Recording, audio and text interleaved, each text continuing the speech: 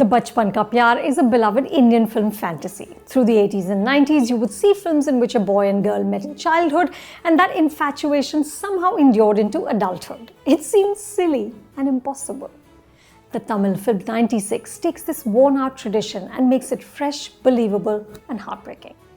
Ram and Janu are high school sweethearts. In the small town of Thanjavur, this means sharing meals in the school compound, surrounded by friends, playful glances, bike rides, and conversation.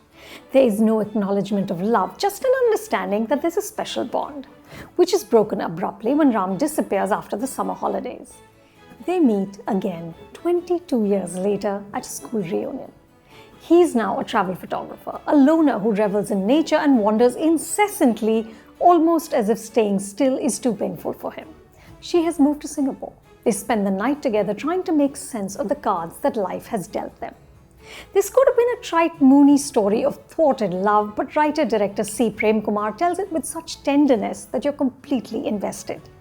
The circumstances that keep Ram and Janu apart feel a little forced. In the second half especially, the script resorts to cliches like getting wet in the rain and the electricity going out, but mostly 96 stays on track. The film is anchored by the performances by Aditya Bhaskar and Gauri Kishan as the younger Ram and Janu, and then Trisha, Krishnan and Vijay Sethupathi as their older counterparts. Can I just take a few seconds to gush about Vijay? His prowess to hold a frame doesn't come from striking good looks or washboard abs. It comes from his innate ability to inhabit a character. There is no point at which you look at him and say, "This feels false." Watch his expressions in the scene in which Ram and Janki meet again for the first time as adults. He's hiding.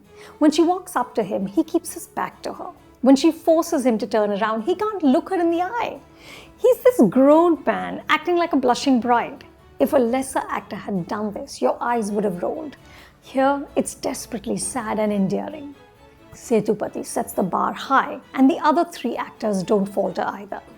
The idea of a love so pure might be filmy and even unbelievable, but Prem Kumar grounds the film with an unsentimental tone. The first half is steeped in nostalgia, but there is no melodrama.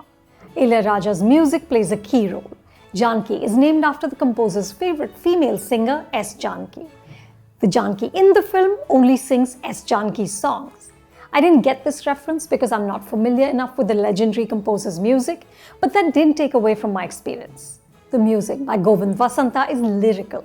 The cinematography by Mahendra Jayaraju and Shanmuga Sundaram captures the haunting beauty of Chennai at night.